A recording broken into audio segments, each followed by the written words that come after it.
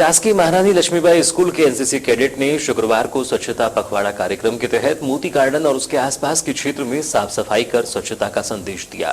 इस अवसर पर मोती गार्डन के आसपास फेंके गए कचरे को एनसीसी कैडेट ने एक स्थान पर एकत्रित किया और मोती गार्डन पहुंचे लोगों को कचरा यहां वहां न फेंकने, डस्टबिन में ही कचरा डालने की सलाह दी। 6वीं स्वतंत्र एनसीसी कंपनी के कैडेट्स ने स्वच्छता अभियान के दौरान लोगों को पॉलीथीन के उपयोग से होने वाले नुकसान और बीमारियों के बारे में बताकर उन्हें पॉलीथीन के बदले कागज व कपड़ों के बनाए हुए बैग का उपयोग करने की सलाह दी। इस दौरान एनसीसी कैडेट ने स्वयं से तैयार किए गए बैगों को बांटकर पॉलीथीन का उपयोग नहीं करने के लिए लोगों को प्रेरित किया। इस दौरान एनसीसी ऑफिसर कंचन महाजन ने कहा कि स्वतंत्र एनसीसी कंपनी लगातार स्वच्छता के प्रति लोगों को जागरूक करने के उद्देश्य से साफ सफाई का अभियान चलाया जा रहा है। शुक्रवार को भी मोती गार्डन और उसके आसपास के क्षेत्र में साफ सफाई कर पॉलीथीन का उपयोग न करने के लिए प्रेरित किया गया।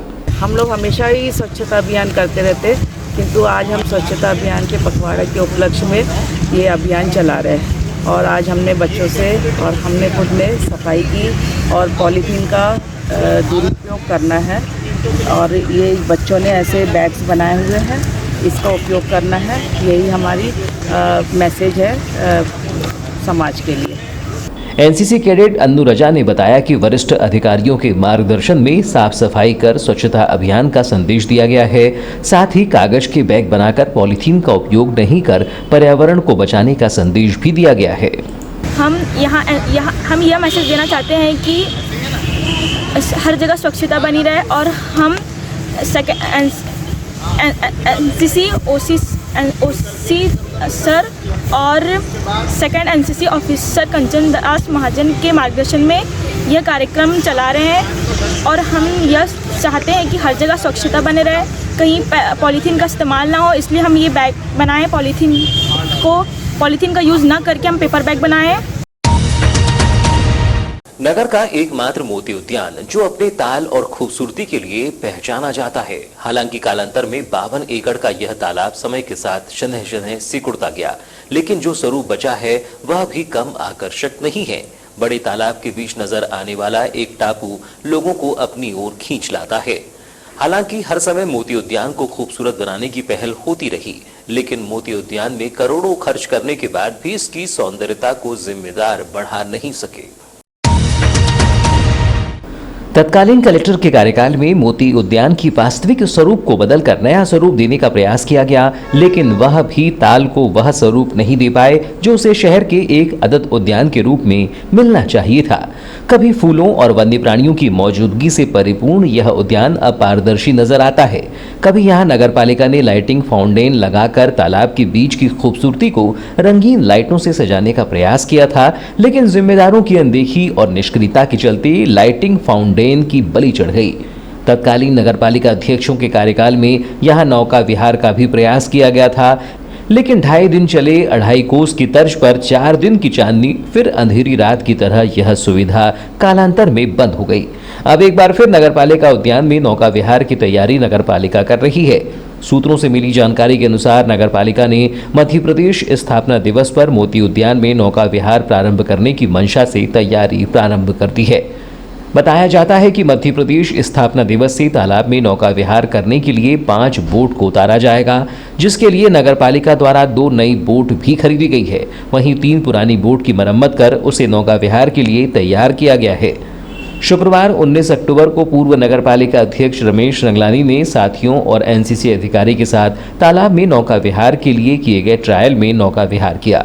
चूंकि वह नगरपालिका विकास समिति में सदस्य भी हैं, इस दौरान नौका विहार की तैयारियों को लेकर उन्होंने स्वास्थ्य विभाग प्रभारी सूर्य प्रकाश से चर्चा की। पूर्व नगरपालिका अध्यक्ष एवं सदस्य रमेश रंगलानी ने बताया कि पूर्व में तालाब में नौका विहार प्रारंभ किया गया था, लेकिन किसी कारणवश बंद कर दिया गया था। फिर कोविड काल के कारण यह बंद रही, लेकिन अब एक बार फिर तालाब में नौका विहार की तैयारियां की जा रही है। वहीं तालाब के सौंदर्य को कैसे बढ़ाया जाए, इसको लेकर प्रशासन से उनकी चर्चा हुई है। उन्होंने बताया कि नौका विहार की तैयारियों में नाव की स्थिति देखी गई। हालांकि कुछ नाव में पानी भर रहा है, जिसकी मरम्मत होनी चाहिए। वहीं नागपुर से नौका को मंगाया जा रहा है। मोती उद्यान में आने वाले लोगों के लिए नौका विहार का तोहफा मध्य प्रदेश स्थापना दिवस पर प्रारंभ किया जाएगा, जो सुबह शाम होगी और इसका शुल्क 10 रुपये होगा। बताएंगे नौका विहार को लेकर तैयारी क्या अभी की है? नौका विहार करीबन 5-6 साल पहले यहाँ पर प्रारंभ की गई थी। किसी कारणों से बीच में नौका विहार थोड़ी स्थगित हुई, बंद हो गई है। और ये कोविड भी चला, 1-2 साल तो उसी में चला गया। फिर इसका निर्माण हो रहा था। तो अभी नगर पालिका में कलेक्टर साहब से मेरी बात हुई थी, तो उन्होंने कहा कि 1 तारीख से अपन मध्य प्रदेश का स्थापना दिवस भी है ना, तो उस दिन अपन इसका शुभारंभ शाम को शुरू करेंगे 4-5 बजे, तो फिर कंटिन्यू चलेगा। और लगभग 10 रुपया एक टिकट उसकी रहेगी। अभी मैं आया था देखने, एक्चुअली क्या है कि नाव ठीक ठाक है कि नहीं, तो 2 नाव तो बिल्कुल सही है। हालांकि तो सभी नाव की कंडीशन बहुत बढ़िया है। 2 में थोड़ा सा पानी वगैरह भर रहा था, तो उसके लिए नागपुर जिससे नाव खरीदी गई उससे बातचीत हुई है। वो आज रवाना होकर के सवेरे यहाँ आकर के उसकी रिपेयरिंग वगैरह जितनी करना हो। और इस गार्डन जो है मोती तालाब, इसको थोड़ा सा देखने की, क्योंकि सौंदर्य समिति का मैं सदस्य भी हूँ, इसका अब बीड़ा उठाया है कि थोड़ा और अच्छा हो जाए गार्डन। तो आज बना हुआ तो अच्छा है, उसमें मुझे कोई टीका टिप्पणी नहीं करनी है, लेकिन थोड़ा सा और हरियाली इसमें दिखनी चाहिए। स्वास्थ्य विभाग प्रभारी सूर्य प्रकाश उइके ने बताया कि मोती उद्यान में फिर से नौका विहार को लेकर तैयारी की जा रही है, जिसका शुभारंभ आगामी 1 नवंबर को मध्य प्रदेश स्थापना दिवस पर किया जाएगा।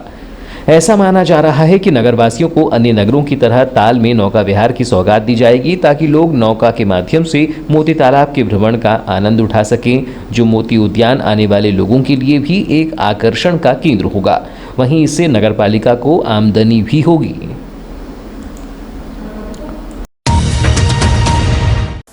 विगत 9 अक्टूबर की सुबह वारासिवनी क्षेत्र के रामपाली थाना अंतर्गत नवेगांव 3 टोला में खेत में लगी फसल में कीटनाशक दवा का छिड़काव करने जा रहे पिता पुत्र की खेत में लगी बोर को चलाने चोरी की जा रही बिजली के तार के करंट की चपेट में आने से मौत हो गई। मृतक पिता कमललाल अधियादार थे, जबकि बेटा कृष्ण कुमार वारासिवनी नगर पालिका में फायरमैन था। इस घटना में पिता पुत्र की एक साथ मौत के बाद रामपैली पुलिस ने लापरवाही पूर्वक बिजली के तारों को खुला छोड़ देने के मामले में खेत के मालिक धनवंता हरिनखेड़े और मोतीराम हरिनखेड़े के खिलाफ अपराध दर्ज कर विवेचना में लिया है। गौरतलब हो कि धनवंता मोतीराम हरिनखेड़े की खेत में लगी बोर के पास स्थित विद्युत पोल से बिजली कनेक्शन लिया गया था, जिसका खुला तार खेत के किनारे था। 9 अक्टूबर को जब पिता पुत्र खेत में कीटनाशक दवा का छिड़काव करने जा रही थी, तब खुले विद्युत तार की चपेट में आने से पिता कमललाल दमाही और 25 वर्षीय पुत्र कृष्ण कुमार दमाही की मौत हो गई, जिसमें ग्राम कोटवार से मिली जानकारी के बाद रामपैली पुलिस ने घटनास्थल से शव बरामद कर शव पंचनामा कार्यवाही के बाद शव का पीएम करवाकर शव परिजनों को सौंप दिया था। घटना के बाद इसको लेकर भारी आक्रोश देखने को मिला था। घटना से आक्रोशित ग्रामीणों ने चक्काजाम कर दिया। शव को रखकर ग्रामीणों द्वारा चक्काजाम किए जाने के बाद क्षेत्रीय विधायक SDM ADSP Gautam Solanki SDOP घटना में मृतकों को शासन की ओर से प्रदान किए जाने वाले मुआवजा दिलवाने का आश्वासन और मामले की निष्पक्ष जांच का भरोसा दिलाया गया। तब कहीं जाकर ग्रामीणों ने प्रदर्शन खत्म किया था, जिस घटना के 19 दिन बाद पुलिस ने खेत मालिक पति पत्नी के खिलाफ अपराध दर्ज किया है। फिलहाल समाचारों में वक्त है एक छोटे से ब्रेक का। ब्रेक के बाद हम फौरन हाजिर होते हैं। तब तक बने रहिए बीटीवी न्यूज के साथ।